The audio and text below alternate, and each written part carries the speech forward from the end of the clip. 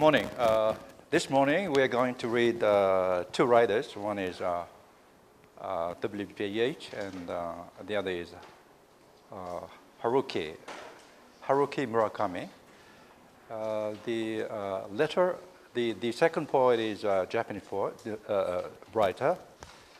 He is well known in the English-speaking world, and he wrote a lot of novels. And this morning we are going to read Kafka on the Shore. The English translation is wonderful. I think I asked you to read the book, so you know how good it is, right? And the novel's motif is what? Oedipus complex. Oedipus complex. So the protagonist kills his own father, and although he does not know it, he is to have sex with his own mother. And very strange motif, but quite interesting. It is a well-written novel. And Yeats's work is poetic play, one-act play. And in this story, the father kills his own mother, kills his own son in order to keep his bad blood from keep flowing. So, and the Yeats's play is actually, I think, is the best play he has done. And actually, this is the last play. And we are going to read the play on Thursday. Today, we are going to read the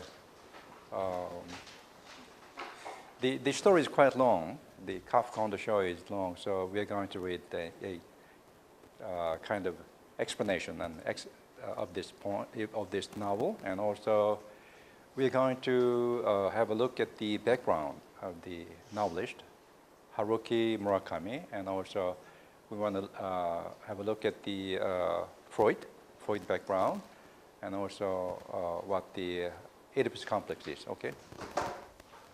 This is the famous novelist Haruki Murakami. Is a contemporary Japanese writer. He's been translated in 50 languages. His best-selling books have been published in millions of copies. His work of fiction and non-fiction have garnered critical acclaim and numerous awards, both in Japan and internationally, including World Fantasy Award. He received it with the novel Kafka on the Shore. And okay. Biography. Murakami was born in Japan during the post-World War baby boom. Though born in Kyoto, he spent his youth in Shikukawa, and his father was the son of a Buddhist priest. Interesting, Buddhist priest, right? And his mother, the daughter of an Osaka merchant. Both taught Japanese literature.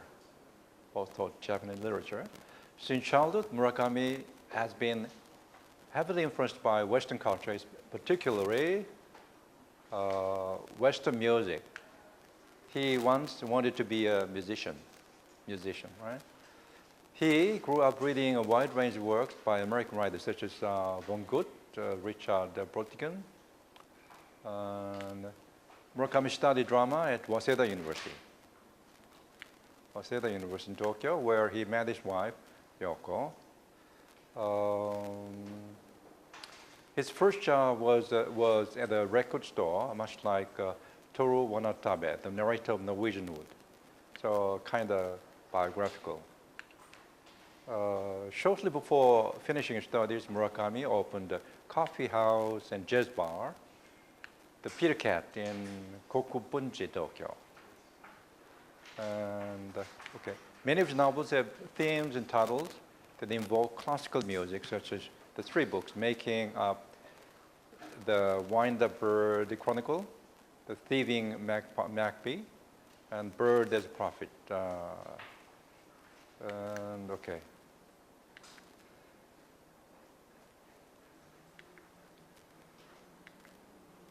Okay.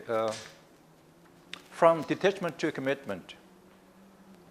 In 1955, he published the Wind Up Bird Chronicle, a novel that fuses the realistic and fantastic and contains elements of physical violence. It is also more socially conscious than his previous work.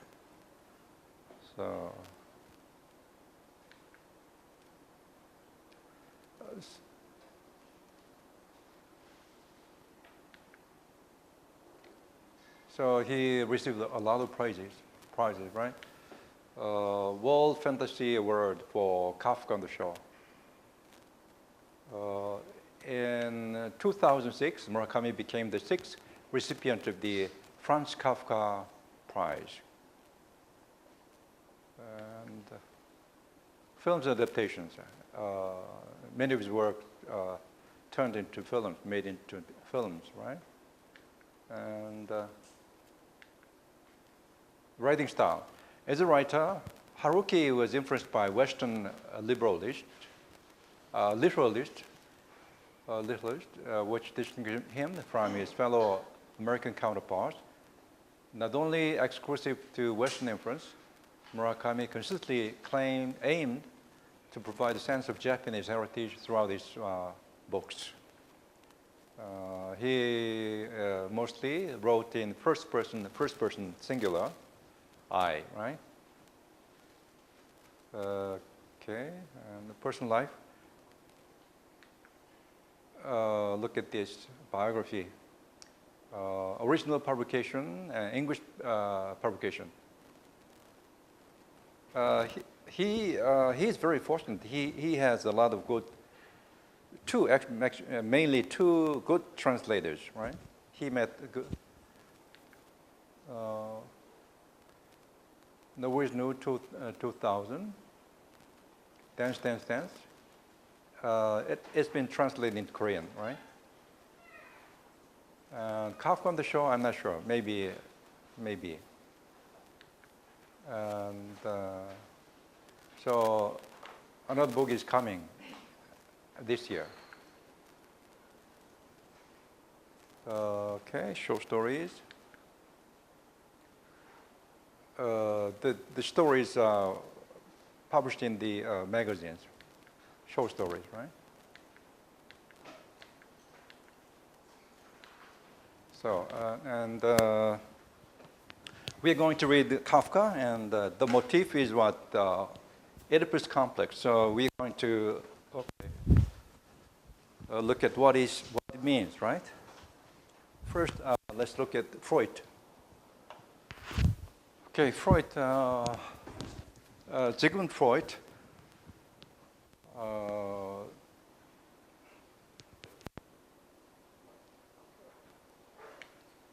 Freud qualified as a doctor of medicine at the University of Vienna in 1881.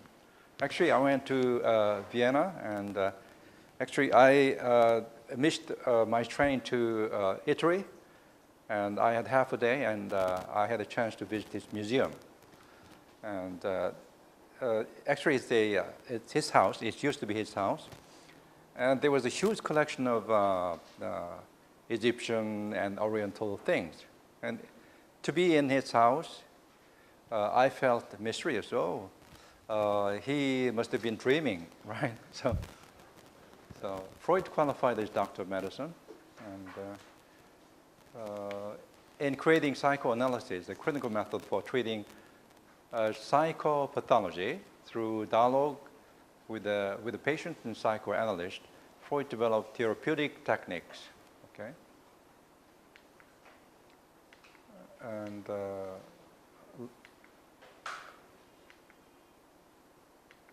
there must be theory. Development of psychoanalysis. In October 1885, Freud went to Paris on a fellowship to study with Jean-Martin Charcot.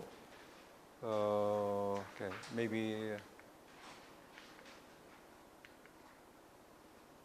Carl Jung.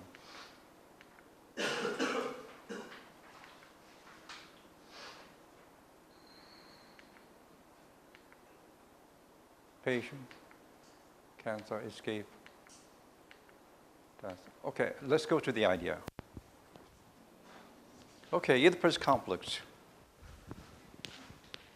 In the term Oedipus complex, Oedipal complex denotes the emotions and ideas that the mind keeps in the unconscious via dynamic repression that concentrates upon a child's desire to sexually possess the parent of the opposite sex.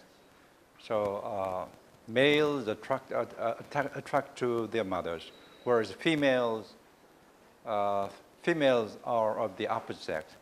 Males attach to the mother, whereas females are attracted to their father. Freud, who coined the term Oedipus complex, believed that the Oedipus complex is a desire for the parent in both males and females. Freud deprecated the term Electra complex. He didn't approve it, right? Which was introduced by Jung in regard to the Oedipus complex manifested in young girls. The Oedipus complex occurs in the third phallic stage, age 3 to 6 of the 5 psychosexual development stages. First stage, the oral, then anal, the phallic, the latent, and genital, in which the source of libidinal pleasure in a different erogenous zone of the infant's body. Okay? Background. Oedipus complex. In classical psychoanalytic theory, the Oedipus complex occurs during the phallic stage of psychosexual development, ages 3 to 6, which also occurs the formation of the libido and the ego, yet it might manifest itself at an early age. In the phallic stage, boys' decisive psychosexual experience is the Oedipus complex. His son-father competition for possession of mother. It is in this third stage of psychosexual development that the child's genitalia are his or her primary erogenous zone. Thus, when child become aware of their bodies, the bodies of their children, and the bodies of their parents, they gratify physical curiosity by undressing and exposing themselves, each other and their genitals. So learning the anatomic differences between male and female and the gender differences between boy and girl. Okay, this is the idea. So let's go to the essay, my essay on the, which analyzes both of the work. To make a summary, Yeats and Murakami are writers who believe in spirits, ghosts, right? They both treat them as if they are real. Yeats' Purgatory, the poetic play, is a story of father and son. Father killing his own son to disrupt the cycle of life that is tainted, whereas Kafka on the Shore is a story of mother and son. Mother causing all the tragedies in Kafka's father, sister, and himself. Kafka's mother is a person of memory that stays constant, which is the origin of all the tragedies and refuses to flow with time. And son intervenes in her fate, changing her and himself. The leitmotif of the novel is the Oedipus complex. In the meantime, Purgatory is a practice of Yeats's religious system of life in humanity. In the play, the two kinds of people are illustrated by father and son. Father can see the invisible, ghosts, but son cannot. In the play, right? The play is based on the conception of souls being born again and again in endless cycles. To disrupt it, father kills his own son as he had killed his own father. It is beyond the moral of the world, killing his own son, following on his own belief. Both works could be read as a metaphor of life. One relies on psychology, the other relies on mythology. Murakami may have read Yeats, and Yeats might be interested in Murakami if he lived and read him. Because in the novel, Kafka on the Shore, there is a quote from Yeats's work, right? Poetry actually. Murakami is in a position to deal with this kind of subtle subject in a subtle way because He is a writer of the East and well-versed in the West. In the same way, Yeats was in a unique position who was familiar with things Eastern. Hence, the works manifest strong inclination toward mysterious milieu, most prominently what is supernatural. Okay, I'll skip to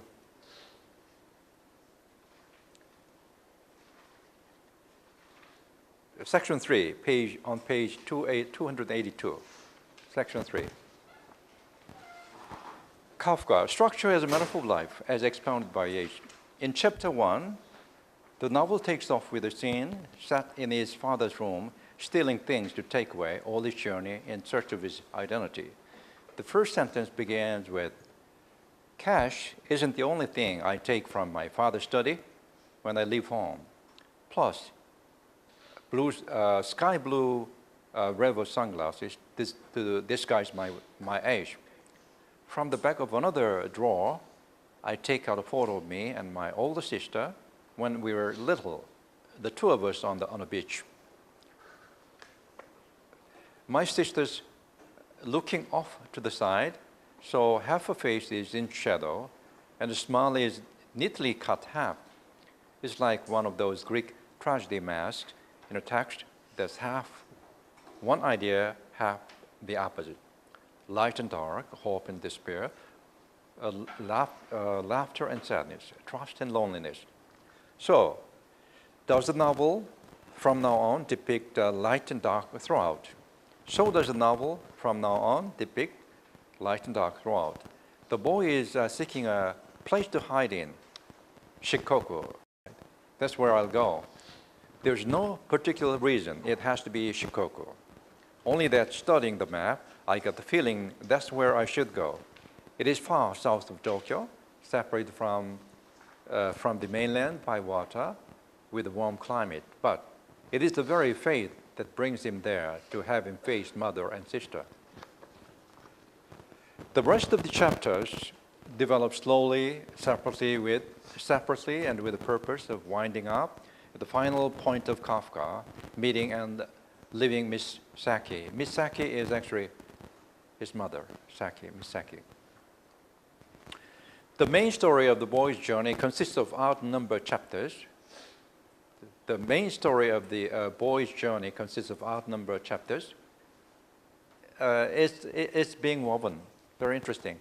Chapter 1, 3, 5, 6, 7, and things like that. If you skip one chapter, it's a story, right? It's interesting. Chapter 1, Chapter 3, Chapter 5, Chapter 7, Chapter 9, he comes to in thick brush after having fallen unconscious.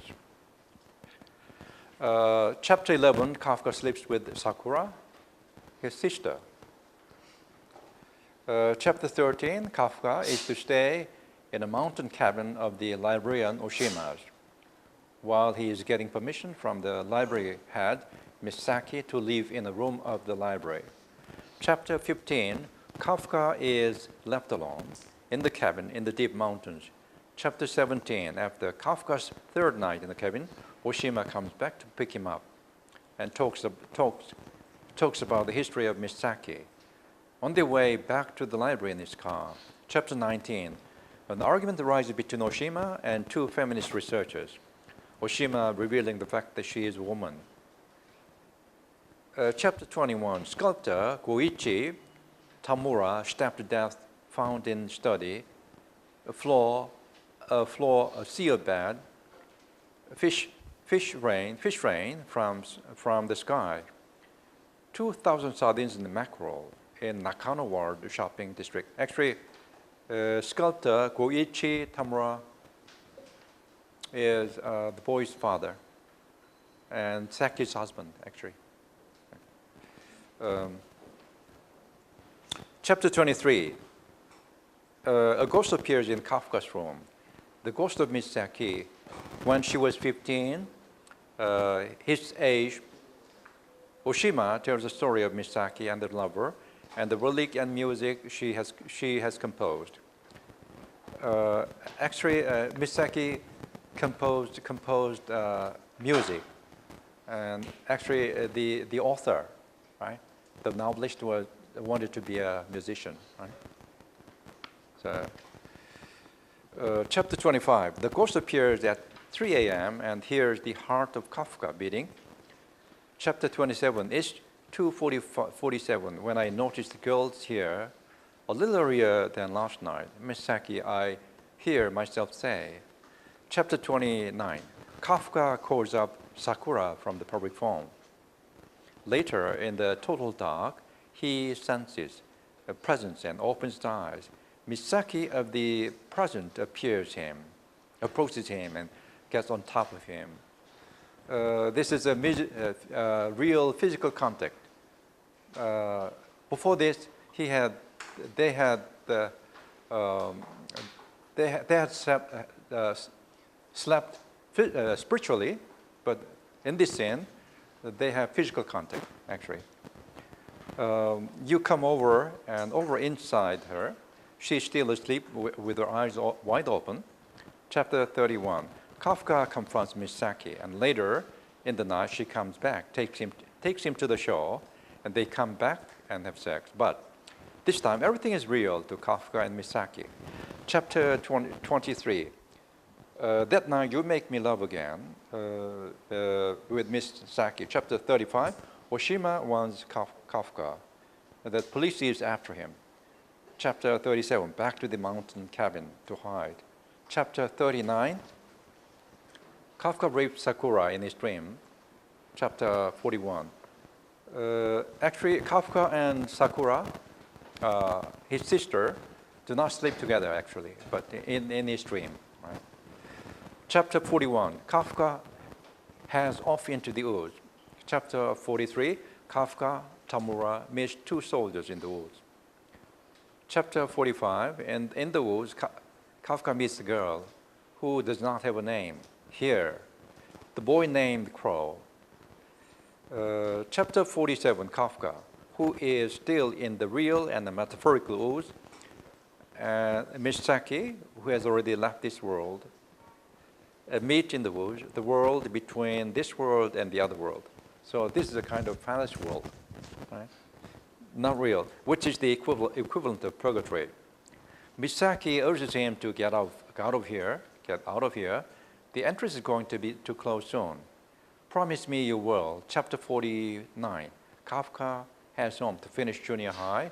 Live as we do. You are part of a brand new world. The journey of Nakata consists of even numbers. Even numbers. Chapter 2. Nakata is the what? The old man who killed the hero's father, right?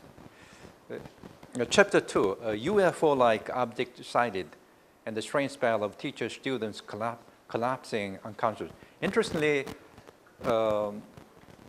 Haruki is interested in UFOs, and actually he wrote a story about UFO in 2000, I think, and it's interesting, right?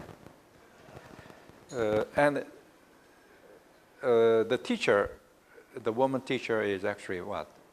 Misaki, I think, right? A UFO-like object sighted and strange spell of a teacher-students collapsing unconscious. Chapter 4, Chapter 6, Nakata's power to talk with cats. He has a strange power.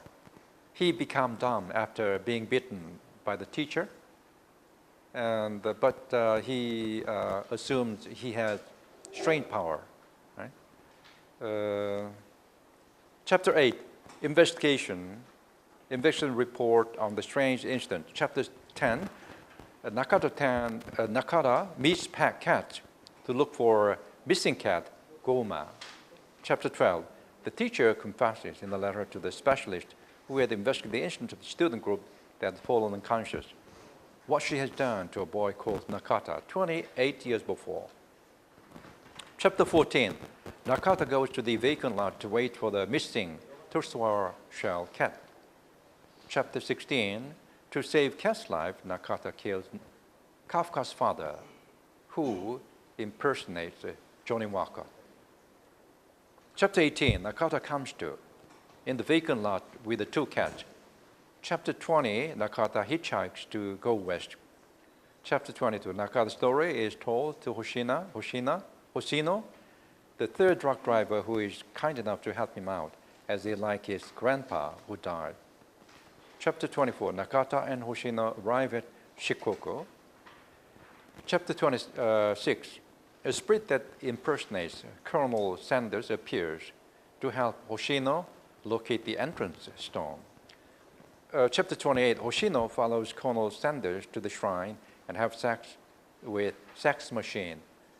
Sex machine is actually a college girl. She does it to earn tuition, and very interesting.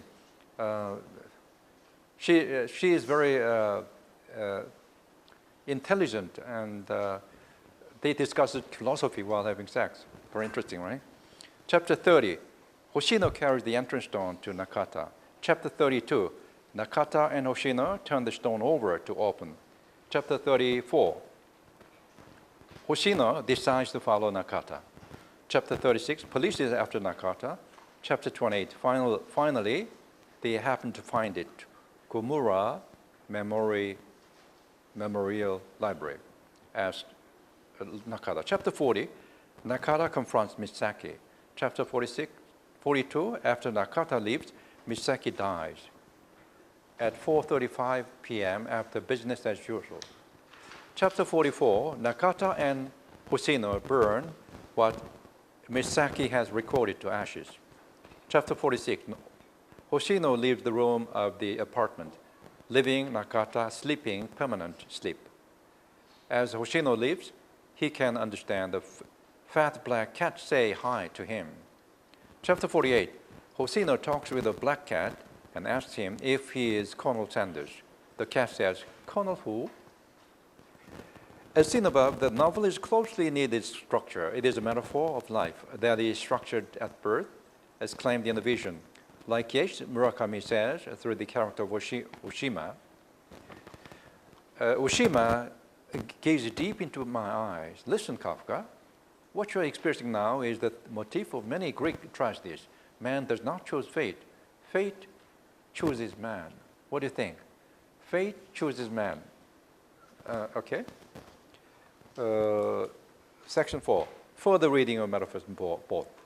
As in Purgatory's father and son, never will mother, Misaki, have changed since she was 12, opening up the entrance stone, leaving it open. Hence, causing so much pain and so great tragedy for all. But Yeats' characters seem to remain flat. A flat character, right? Round character. There are two kinds of characters. And usually talking about novels theories, we say there are two characters, round character and flat character. Flat character, a flat character never changes from the beginning and to the end of a novel, right? Round character, it changes, right? So Yeats' characters seem to remain flat, while Murakami's main character, the boy who has named himself Kafka, is round, or at least he struggles to be round under the huge shadow of fate in the form of his father's curse. You will kill me and sleep with your mother and sister. Kafka could not overcome father's curse. Rather, he is actively in pursuit of realizing what fate has ordained him to, because as human, he has no way out of it. Instead, once he is in the whirlpool of fate, wheeling round and round with mother, Murakami never lets Kafka call her mother, though. Even in the final chapters, when she is in reality, not in imagination or living soul, comes to sleep with his son, all for volition, but then Kafka goes back to calling mom Misaki after she has died, and then goes to visit him in the deepest forest. It is metaphor, isn't it? Interestingly, Murakami leaves her sister Sakura intact, though she, with an occupation as hairdresser and massager, masturbates her brother after fate has just forced Kafka to kill his father, metaphorically, his brother being covered and smeared realistically with father's sticky blood to relieve his tension, until the denouement, the finishing. The readers suspect that the boy may have killed his father. In fact, Throughout the novel, everything is in flux and in mixed up conditions, reality and imagination, the real and the supernatural, spirit and body, blurring the boundaries, which is the strength of the novel. When Kafka faces mother, not the 14-year-old girl in her, he desires her, purging his soul and his mother's. Kafka shatters the hard shell of the 14-year-old girl's memory in his mother and making her being herself. The entrance stone opened by mother is ready to close, pitting everything back to where it belongs to. Why do we not feel that this novel is not obscure or vulgar? Murakami dissects human soul and human body thoroughly from every possible angle. It deals with the human instinct and soul deeply and without embarrassment. One instrument is Oshima. The he, who is unusual, actually he is she, right? A woman. He works for the Komura Memorial Library. He is soon to reveal himself as female with undeveloped breast and having anal sex, never having used their vagina for sex, who gets angry at two feminist researchers finding fault with the library's anti-feminist system of filing books in the male first, female second alphabetical order, as well as the library's one toilet for both male and female use, and calling Oshima typical sexist, patriarchic male. He encounters their criticism by showing his driver's license saying, "My body is physically female, but my mind is completely male. Emotionally, I live as a man." Oshima is described as most delicate, perfect soul in an imperfect container, meaning body, helping Kafka become himself and let him do what his soul says. The novelist hints at his work being a metaphor by quoting Goethe, that is, he is dealing with art, not life. He seeks to transform soul in man through truth, hidden behind the mask of man. Man wears mask according to when and where he is. If not, he no longer belongs here on earth. Likewise, Yeats's theory of mask is long and complicated, elaborate and sophisticated, as expounded in A Vision. And throughout this poetry, plays, essays, letters, Miss Saki wears her mask until his son converts her into being herself, though for only a brief moment by having sex with her, and until she, as reality, has sex with him of a volition. At first, she pretends she is a 15-year-old girl that is sleeping with his 15-year-old boy who had long gone. But soon, enough and finally, she is a woman with a man, though he cries after sex with him. No matter how delicate the development of this story is made, it is beyond criticism from the world. If the novel is not a huge metaphor, which it is. The novel is so full of metaphors, being near the realm of poetry. Nature is the wide, deep, calm, horrific, violent, cruel, merciful, pacifying, infinite degrees of strength and non-strength. The devices are embodied in sentences, in paragraphs, in chapters, in situation characterizations, in all kinds of diction. Nature imitates art, or the art of human soul in Kafka. Here is a metaphor hidden in the description of the store, the description of the show, the subject of the painting, Kafka on the show, that is now, as used to be, hung on the wall of one of the rooms of the Komura Library, where Misaki had sex with his lover at the age of 14 and on. Misaki, at 54 now, but who looks as young as a young girl in appearance, or her soul, or the 14-year-old girl in her is having sex with Kafka every night, and tonight she is going to be with him again. Now, not as a living soul, but in person after this stroll on the beach, where her young lover on a deck chair had once been being painted on the beach. It's changed completely, Misaki replies. That was 40 years ago, and after all, things change. A lot of things affect the shoreline: waves, wind, typhoon, sand gets washed away. They track more in, but this is definitely the spot. I remember what occurred very well. That was the summer I had my first period too. As the shorelines to be changed completely, she and Kafka was being changed completely both being liberated from past. Misaki is soon to be liberated from her punishment on earth for having loved one boy forever and for abandoning everyone else, including Kafka's father, Tamura, Kafka and his sister. Misaki comes to reality. Misaki, at long last, relents and allows herself to face fate, love, and lost instinct, and is to make love with her son as woman, not as a living ghost or a living soul of the 14-year-old in her. She says that everything is in constant flux, changing the shoreline like waves, wind, typhoon, the sand that gets washed away, and that, in spite of herself, she is shoreline, the shoreline. She is heading at Kafka's room after being kissed on the shore by Kafka. Miss Saki is a parallel to 1916-H and the wild swans at Cool, who visit Cool Park in 19 years, who says, all changed. I've looked upon those brilliant creatures, and now my heart is sore. All changed since I, hearing at twilight, the first time on the shore, the bell bit of their wings above my head, trod with a lighted thread. Yeats wrote this poem in 1916. He had come to this place, Cool Park, 19 years before. The keen sense is that are all in constant flux he has. Now looking at the wild swan, all of a sudden he realized that he is changed, old compared with when he trod with a lighted thread along the lake. In a much similar context, Miss Seki and Kafka explained that the shoreline is the same shoreline, though it looks different than the shoreline in the painting, Kafka on the shore. Maybe on this instant, she must have been enlightened on what she is. That is, she is no longer the 14-year-old girl who had loved passionately her 14-year-old lover in the picture.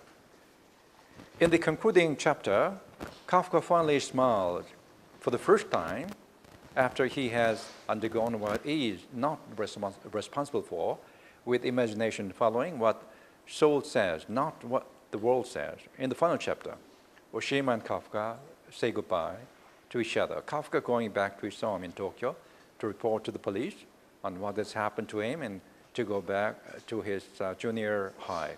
Kafka asks Oshima if he could, after finishing school, come back to work at the library. Oshima says, "You're quite welcome," he says. Your brother said, "You teach me how to surf." That's great. He doesn't like he doesn't like to most people, he said. He's a bit of a difficult person. I nod and smile. They really are quite alike. These two brothers, Kafka, Oshima said, Kafka, look deep into my eyes. I could be wrong, but I think that's the first time I've ever seen you smile. You could be right, I say. I most definitely am smiling and blushing. Are you going back to Tokyo? Right now, I think. The novel is a huge metaphor, but it certainly comes back to normal, to the level of world we live in. Yeats echoes in Kafka. In the novel, the name of Yeats is mentioned twice directly, where Kafka sees the ghost of Miss Saki at 15, his age, for the first time in chapter 21, after he had said to Oshima that he himself may have killed his father, quoting Yeats' word, "In dream began," meaning that he is responsible for what is taking place in imagination or in dreams. From the moment on, he sleeps metaphorically and realistically with her again in sandstorms. And Yeatsian echoes are scattered and heard all over. The echo takes many forms in the novel, and one instant takes after Yeats' poetics. As if taken from the mouth of Yeats, Murakami says through Oshima, "Do you think Oshima, at the age of 15, knew what all the lyrics mean?" Oshima looks up, listening to the thunder, as if calculating how far away it is. He turns to me and shakes his head. "Not necessarily. Symbolism and meaning are two separate things. I think she found the right words by bypassing procedures by meaning and logic. She captured words in a dream, like delicately catching hold of a butterfly's wing as it flutters round. Artists are those who can evade the verballs." So you're saying that Miss Saki maybe found those words in some other space, like in dreams? Most great poetry is like that. If the words can't create a prophetic tunnel connecting them to the reader, then the whole thing no longer functions as a poem. but plenty of poems only pretend to do that. Kafka has sex with mother 3 times, each in chapter 29, 31, 33, but in chapter 29, the first time she comes to him in ghostly presence is the most subtle, as is between dream and reality, dream and responsibility. And it must be too shocking for the young heart to face it. The one who leads is the woman, not like in Leda Swan, in which the swan leaves it all, overpowering her. Yechen responsibility here is a bit subtle. The boy being pulled in and responding actively, feeling responsible, though, as described below, in ways beyond that which cannot surpass this. Where does your responsibility begin here? Wiping away the nebula from your sight, you struggle to find where you really are. You are trying to find the directional flaw, struggling to hold on to the axis of time, but you can't locate the borderline separating dream and reality, or even the boundary between what's real and what's possible. All you're sure of is that you are in a delicate passion, delicate and dangerous. You are pulled along, a part of it, unable to pin down the principle of prophecy or of logic. Like when a river overflows, washing over town, all road signs have sunk beneath the waves. And all you can see are the anonymous roofs of the sunken houses. As seen above, Yeats is not only mentioned in passing, but his poetic theory and moral sense have been deeply embedded in Kafka. Okay, we'll take 10 minutes break.